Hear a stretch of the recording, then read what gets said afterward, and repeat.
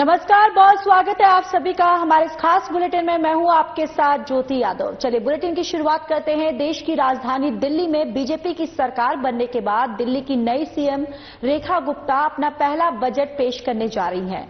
दिल्ली के बजट सत्र की शुरुआत सोमवार से हो गई है, जिसमें सीएम रेखा गुप्ता ने अन्य नेताओं को खीर खिलाकर इस बजट सत्र की शुरुआत की। तो वहीं दिल्ली की विधानसभा में कल यानी कि 25 मार्च 2025 को दिल्ली का बजट पेश किया जाएगा। ये बजट आज यानी कि 24 मार्च से शुरू हो गया है, जो 28 मार्च तक चलेगा।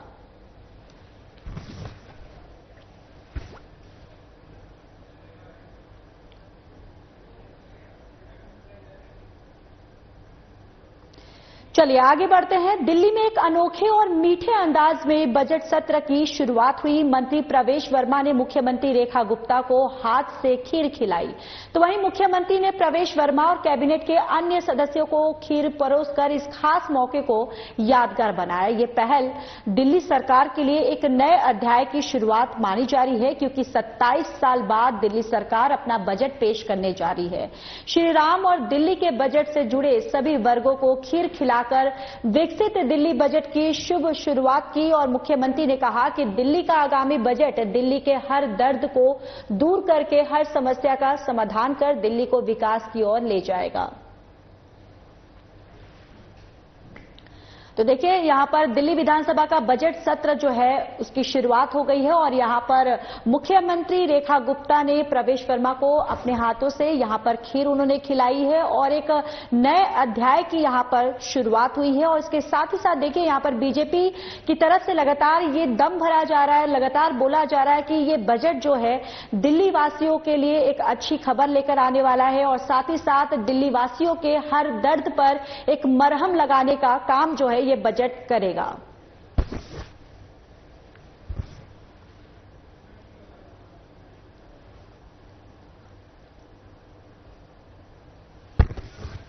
और देखिए, तस्वीरें भी आप तक आपके टेलीविजन स्क्रीन पर दिखा रहे हैं, जहां पर बजट सत्र की शुरुआत से पहले यहां पर हलवा सेरेमनी जो है, वो खीर सेरेमनी जो है, उसकी शुरुआत यहां पर की गई। और देखिए, तस्वीरें भी आपको दिखा रहे हैं, यहां पर रेखा गुप्ता भी मौजूद है, जिन्होंने प्रवेश वर्मा को अपने हाथों से उन्होंने खीर खिलाई और यहां पर तमाम नेता जो है बीजेपी के, वो भी इस दौरान मौजूद रहे। चलिए आगे बढ़ते हैं। खबर दिल्ली से है, जहां दिल्ली विधानसभा के दौरान सीएम रेखा गुप्ता ने विधानसभा के बजट सत्र के दौरान परिवहन विभाग पर सीएजी यानी कैग की रिपोर्ट पेश की है। तो दिल्ली विधानसभा का बजट सत्र जो है उस शुरुआत के बाद यहां पर सीएजी की रिपोर्ट जो है रेखा गुप्ता ने पेश किया है। तो देखिए, मुख्यमंत्री रेखा गुप्ता ने आज बजट की शुरुआत जो है वो हो गई है और जिसके बाद यहां पर सीएम रेखा ने सीएजी रिपोर्ट जो है विधानसभा का बजट सत्र की दौरान उन्होंने पेश किया। और आपको ये भी जानकारी देते चले कि दिल्ली विधानसभा का बजट सत्र जो है उसकी शुरुआत हो गई है और इस सत्र जो है वो 28 मार्च तक शुरू होगा और 25 मार्च को बजट जो है दिल्ली का पेश किया जाएगा। और आज परिवहन विभाग की रिपोर्ट जो है पेश की गई। और इसके साथ ही साथ आपको ये भी जानकारी देते चले कि मुख्यमंत्री रेखा गुप्ता ने सीएजी रिपोर्ट जो है वो भी उन्होंने पेश की है।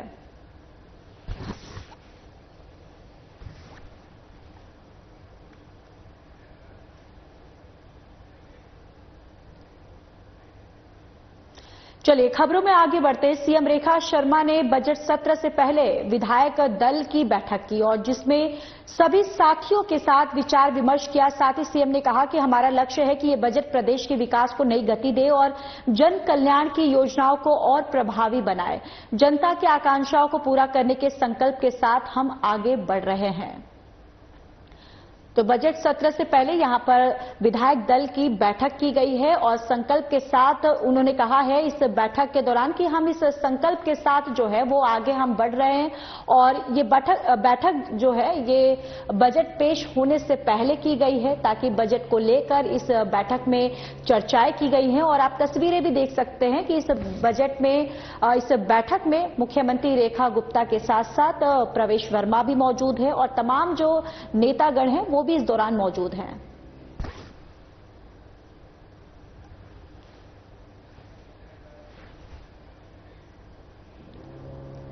तो वहीं पटपटगंज से विधायक रविंद्र नेगी ने मुख्यमंत्री रेखा गुप्ता से मुलाकात की और इसके बाद विधायक रविंद्र नेगी ने सीएम रेखा से मुलाकात कर उनका हार्दिक धन्यवाद आभार व्यक्त किया। विधायक रविंद्र नेगी ने जानकारी देते हुए बताया कि पटपटगंज विधानसभा के संजय झील क्षेत्र में डीडीए की जमीन पर बने 3 मंदिरों अमरनाथ मंदिर, कालीबाड़ी मंदिर और बद्रीनाथ मंदिर को तोड़ने के लिए डीडीए की टीम पहुंची थी, जिन्हें मुख्यमंत्री रेखा गुप्ता ने तत्काल आदेश देकर कार्रवाई रुकवाने का निर्देश दिया था। पटपटगंज के निवासियों और सनातन प्रेमियों की ओर से मुख्यमंत्री रेखा का बहुत बहुत धन्यवाद और आभार व्यक्त किया है।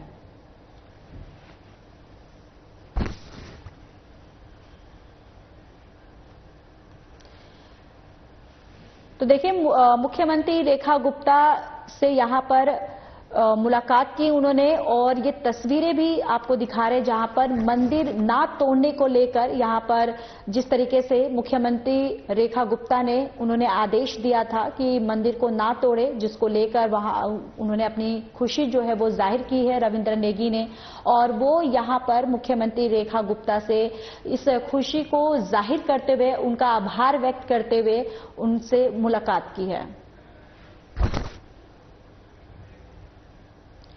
दिल्ली में बिहार दिवस के उपलक्ष्य पे पूर्वांचल मोर्चा की तरफ से स्नेह मिलन समारोह का आयोजन किया गया, जिसमें दिल्ली की सीएम रेखा गुप्ता ने शिरकत की और कार्यक्रम की जानकारी देते हुए सीएम रेखा ने कहा कि बिहार का एक महान परंपरा, विरासत, संस्कृति और कर्मठता का अद्भुत संगम है और आप सभी को बिहार दिवस की हार्दिक शुभकामनाएं।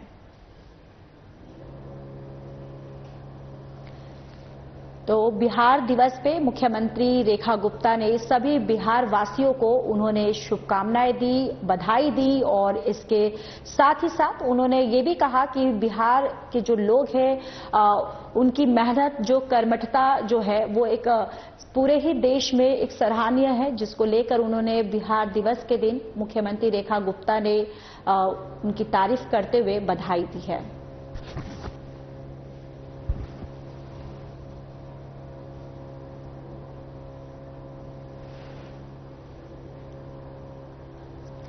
तो वहीं बाहरी दिल्ली के राजपार्क थाना इलाके के मंगोलपुरी में बेखौफ बदमाशों का आतंक देखने को मिला, जहां रविवार की रात को मामूली सी बात पर कुछ लोगों ने एक शख्स पर चाकू से हमला कर दिया। इस घटना में शख्स के पैर में चाकू लगा, जिससे वो घायल हो गया। ये पूरा विवाद गली में खड़ी एक बाइक को लेकर हुआ। दरअसल रविवार की रात को सड़क पर एक बाइक खड़ी थी। इस दौरान गली में एक बाइक सवार आता है और वो बाइक को लेकर झगड़ने लगता है। उस समय तो मामला शांत हो जाता है, लेकिन कुछ समय बाद वो करीब 8 से 10 की संख्या में आता है और उसके साथ झगड़ने लगता है। इस दौरान शख्स ने चाकू से हमला कर दिया। चाकू उसके पैर में लगा और वो घायल हो गया, जिसके बाद पीड़ित को उपचार के लिए नजदीक के संजय गांधी अस्पताल में भर्ती करवाया गया। तो देखिए, बेखौफ बदमाशों का आतंक जो है वो देखने को मिला है। एक मामूली कहासुनी में विवाद जो है इतना बढ़ गया कि व्यक्ति जो है वो 8 से 10 लोगों की संख्या में पहुंचता है और यहां पर मारपीट जो है वो शुरू कर देता है। यहां पर चाकूबाजी जो है वो भी यहां पर चलती है, जिससे गंभीर रूप से घायल युवक को निजी अस्पताल में उपचार के लिए भर्ती करवाया गया। मनोज जी, क्या पूरी घटना है और किनको चाकू लगे हैं, क्या पूरा मामला है? मेरे भाई को चाकू लगे हैं, छोटे को, उसका नाम प्रदीप अग्रवाल है। वो गाड़ी लेके आया था, साइड में लगा रहा था, तो 2 बाइक पे आए, कह रहे गाड़ी हटा ले, गाली गलौज करने लग गए। तो भाई ने उन्हें गाली दी, वो भाग गए। फिर 4-5 जने चाकू लेके आए और मैं वहीं खड़ा था, मेरे सामने उनके जांघ पे मार के चले गए। सिर्फ पार्किंग को लेके झगड़ा था या कोई और विवाद? नहीं, पुरानी हम उन्हें जानते ही नहीं, देखा ही नहीं कभी। पुलिस की अभी तक कोई कार्रवाई नहीं लग रही। मेरे को संजय गांधी हॉस्पिटल में भाई है, उनके टाके लगे 5-6 जांघ में। अभी तक कोई कंप्लेंट या कोई पुलिस की कार्रवाई में कोई? हाँ, जिप्सी आई है, मैंने 100 नंबर पे कॉल की थी, MLC वगैरह बनाई है उन्होंने। कितने लोग थे जो लोग दुकान में या मकान में? 6-7 जने थे वो। ये मामला ऐसे है जी, अपने घर के आगे गाड़ी पार्क कर रहा था। गाड़ी पार्क करने आया तो है, बाइक खड़ी थी, मैं बाइक कर दी साइड में। इतनी देर में दूसरी बाइक आती है तो मेरे से तू मैं गाली गलौज करने लग जाती है। मैंने उनका थोड़ा सा सामना करा। सामना करने के बाद वो चले गए। तो उसके बाद 5 मिनट बाद वो 8-10 लोग आए, जिनको मैं नहीं जानता। वो आते ही मेरी दुकान पे, घर पे पथराव करने लग गए। दुकान को लूटने की कोशिश करी उन्होंने और मैं नीचे आया तो मैं चक्कू मारा। उन्होंने पेट में चक्कू मारने की कोशिश करी, पर मैंने उनके लात मारी तो मेरे पैर में चक्कू लग गया। फिर उसके बाद वो भाग गए। उनका हमने पीछा भी करा और पकड़ने में हाथ में नहीं आए जी। भाग गए। 100 नंबर कॉल करी? 100 नंबर पे हमने कॉल करी। पुलिस की क्या कार्रवाई रही है अभी? पुलिस की कार्रवाई जी, चलिए आगे बढ़ते हैं। दिल्ली पुलिस ने सुभाष प्लेस थाना क्षेत्र में एक सनसनीखेज हत्या मामले की सुलझा लिया है। पुलिस ने 2 आरोपियों रवि और दीपक को गिरफ्तार किया, जिन्होंने 18 मार्च 2025 को महेंद्र सिंह और उनकी पत्नी दलजीत कौर की हत्या की थी। हत्या का मकसद उनके घर से 30,000 रुपए की नकदी और एक सोने की चूड़ी चुराना था। पुलिस ने आरोपियों के पास से चोरी की रकम, सोने की चूड़ी, हत्या में इस्तेमाल किया गया हथौड़ी, गला घोटने के लिए इस्तेमाल किया गया दुपट्टा और एक देशी पिस्तौल बरामद किया है। मामले की जांच जारी है और पुलिस अन्य मामलों में भी आरोपियों की संलिप्तता की जांच कर रही है।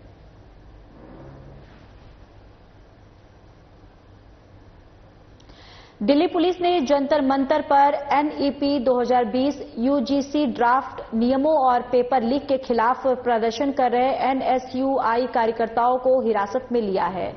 तो देखिए यहां पर जंतर मंतर पर प्रदर्शन कर रहे एनएसयूआई कार्यकर्ता जो हैं वो प्रदर्शन कर रहे थे, जिसके बाद उनको अब यहां पर पुलिस ने हिरासत में ले लिया है।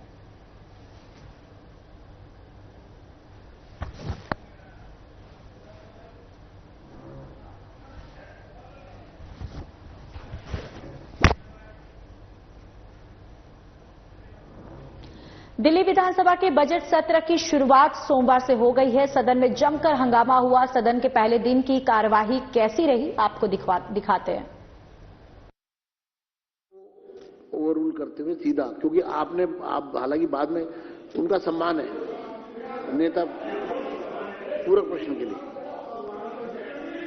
सबसे पहले अध्यक्ष जी, मेरा यह आग्रह रहेगा आपके माध्यम से कि जो भी मंत्रीगण हैं पूरे डेटा और स्पेसिफिक जवाब दें टाइमलाइंस के साथ, क्योंकि जल्द से जल्द करेंगे, अच्छा करेंगे, बहुत अच्छा करेंगे।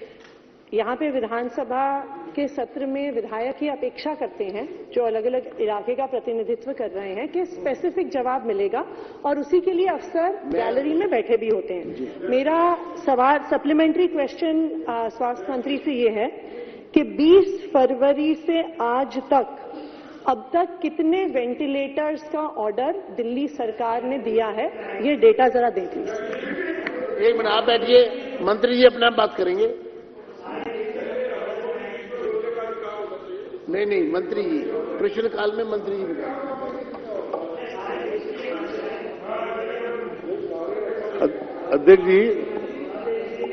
अध्यक्ष जी, स्वास्थ्य की व्यवस्था जल्दी करेंगे, अच्छा करेंगे। हम ये इसलिए कहते हैं कि यहाँ की स्थिति क्या थी और यहाँ की स्वास्थ्य की व्यवस्था क्या थी, आप सबको पता है, ज्ञात है।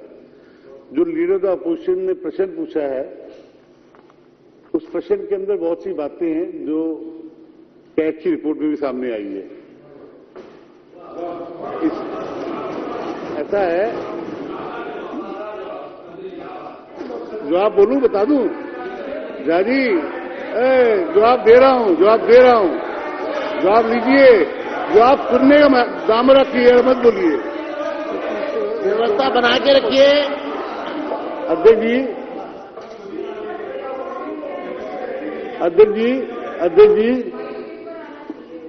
जी,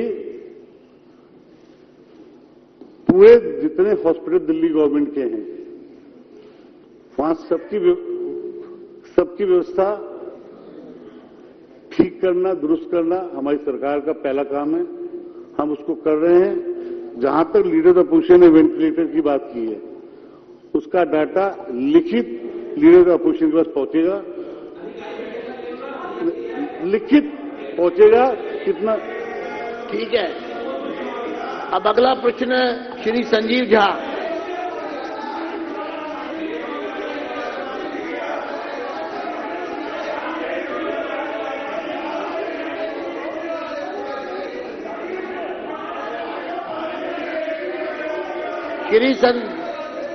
व्यवस्था बना के रखे। प्रश्नकाल का समय सीमित है, 12 बजे ये समाप्त हो जाएगा। अगर देखिए 12 बजे प्रश्नकाल समाप्त हो जाएगा, इसलिए समय का ध्यान रखते हुए प्रश्नकाल में भाग लें। संजीव झा जी। अध्यक्ष महोदय,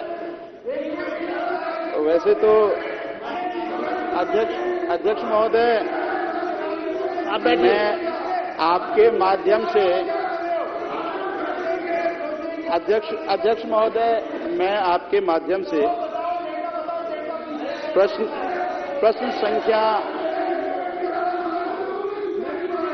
संख्या 4 का जवाब मैं माननीय मंत्री जी से जानना चाहता हूं। जी अध्यक्ष जी, आपके माध्यम से मैं प्रश्न संख्या 4 का उत्तर माननीय मंत्री जी से जानना चाहता हूं और थोड़ा सप्लीमेंट्री पूछने का अधिकार दे दीजिए, ये चाहता हूं आपसे।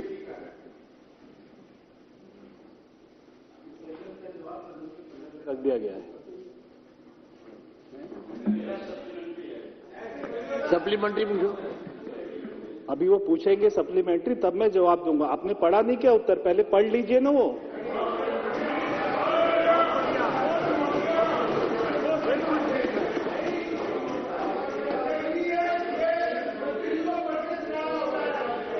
कोई नहीं, ये जिनका प्रश्न है उनको आप बात करने दें। आप बैठिए, जिनका प्रश्न है उनको बात करें। संजीव झा जी, आप पूरक प्रश्न पूछिए। अध्यक्ष जी, अध्यक्ष जी, बैठो। अध्यक्ष जी, अरे एक मिनट।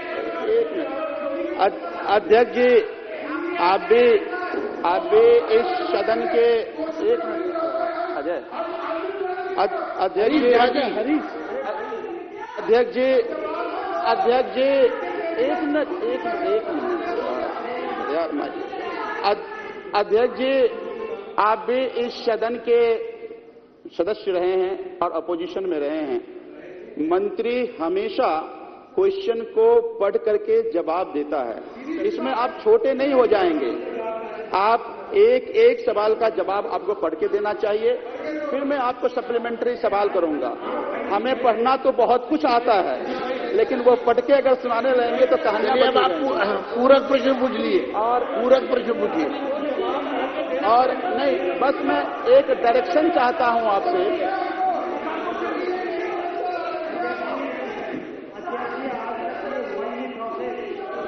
नहीं तो जवाब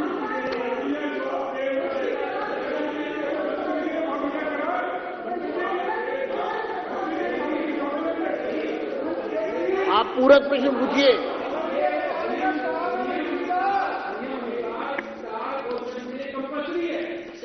अच्छा सुनो, अरे सुनो भाई, एक मिनट सुनो यार।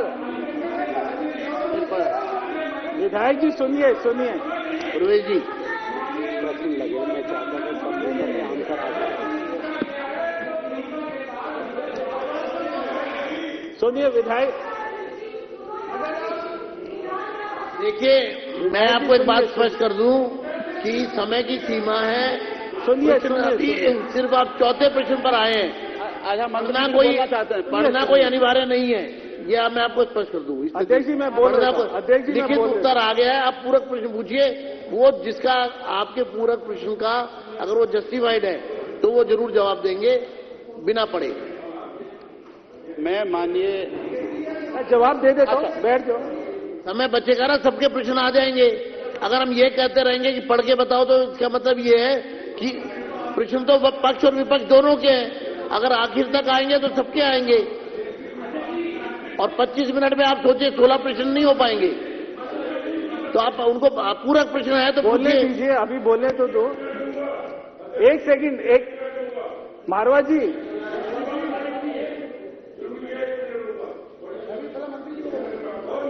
एक मिनट। मारवा जी रुक जाओ।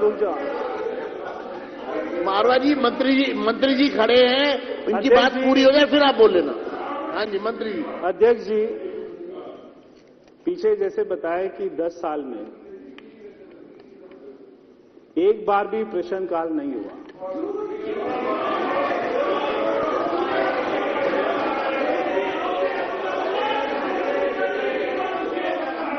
अच्छा कितने, लेकिन ये तो सच है ना। अच्छा कितने साल से नहीं हुआ ये बता दो। कितने कि 2024 में कितने साल से नहीं हुआ ये तो बता दो। अच्छा कितने प्रश्नकाल हुए? साल से नहीं हुआ ये तो बता दो। जब पिछले 5 साल में लास्ट सत्र में जब सिटिंग ही 75 भी नहीं हुई तो वहां से प्रश्नकाल कितने हो गए होंगे? तो चलिए 5 साल में नहीं हुआ, आगे बढ़िए। 5 साल में नहीं हुआ, 5 साल में नहीं हुआ।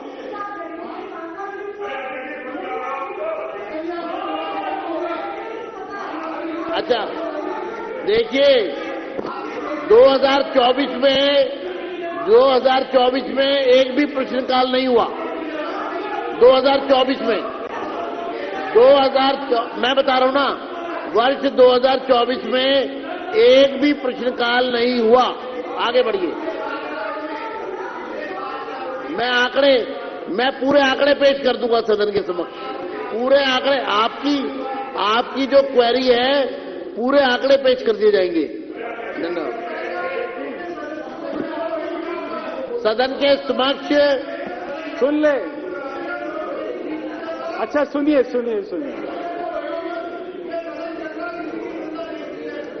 मैं आपके सामने आंकड़े रख दूंगा।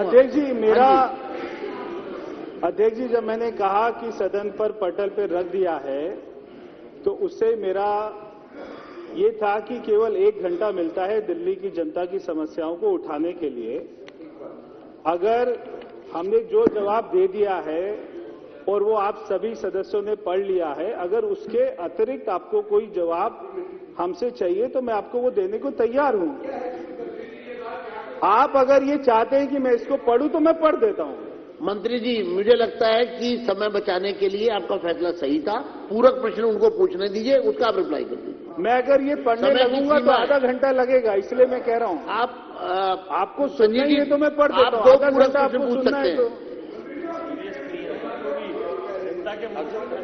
अध्यक्ष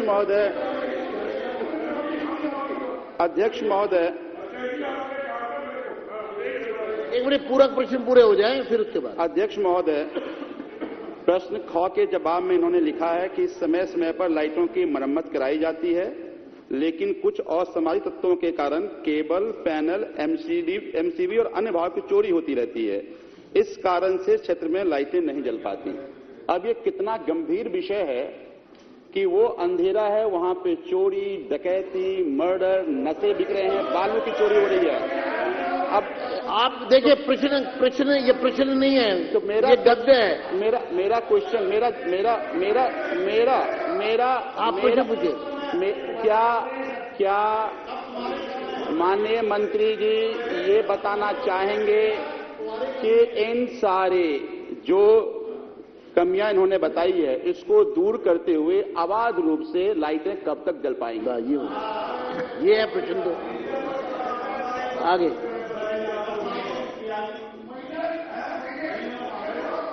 ये जो लाइटें नहीं जल रही हैं, अभी जैसा माननीय विधायक जी ने बताया, इनका एस्टीमेट बन रहा है और अगले 3 महीने में इन सारी लाइटों को चालू कराएंगे। हाँ जी। नहीं, सबसे पहले अतिशी जी को ये समझना चाहिए कि 24 में कोई प्रश्न आंसर नहीं किया गया, ठीक है ना। और दूसरी बात, अरे 2024 में कोई प्रश्नकाल नहीं हुआ, ये क्या गलत थोड़ा बोल रहे हैं, सही तो बोल रहे हैं। वो भी मैं आपको सारे आंकड़े दे दूंगा। दूसरी बात कि विपक्ष की लीडर होके पर्सन क्वेश्चन पे बार बार खड़ा नहीं होना चाहिए, जिससे कि समय न खराब हो। ठीक है। तो दिल्ली विधानसभा की कार्यवाही आप देख रहे थे, जहां पर काफी कार्रवाई जो है वो हंगामेदार रही और कल दिल्ली का बजट जो है पेश होने वाला है। फिलहाल इस बुलेटिन में इतना ही। बाकी देश और दुनिया की तमाम बड़ी खबरों के लिए जुड़े रहिए हमारे साथ। नमस्कार।